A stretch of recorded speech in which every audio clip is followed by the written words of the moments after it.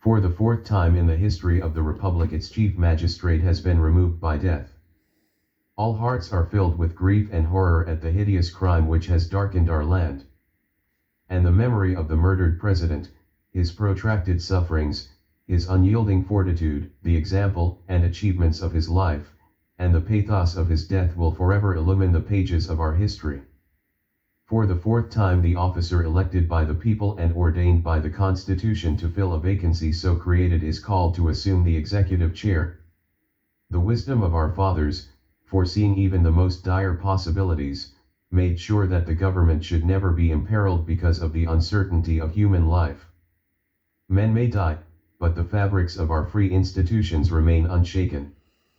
No higher or more assuring proof could exist of the strength and permanence of popular government than the fact that though the chosen of the people be struck down, his constitutional successor is peacefully installed without shock or strain except the sorrow which mourns the bereavement. All the noble aspirations of my lamented predecessor which found expression in his life. The measures devised and suggested during his brief administration to correct abuses, to enforce economy, to advance prosperity, and to promote the general welfare, to ensure domestic security and maintain friendly and honorable relations with the nations of the earth, will be garnered in the hearts of the people, and it will be my earnest endeavor to profit, and to see that the nation shall profit, by his example and experience.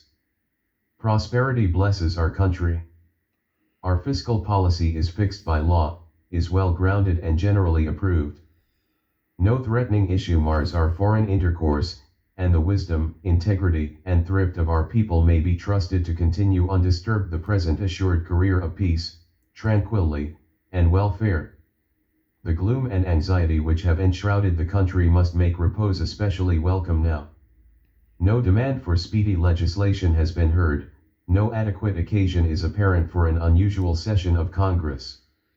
The Constitution defines the functions and powers of the executive as clearly as those of either of the other two departments of the government, and he must answer for the just exercise of the discretion it permits and the performance of the duties it imposes.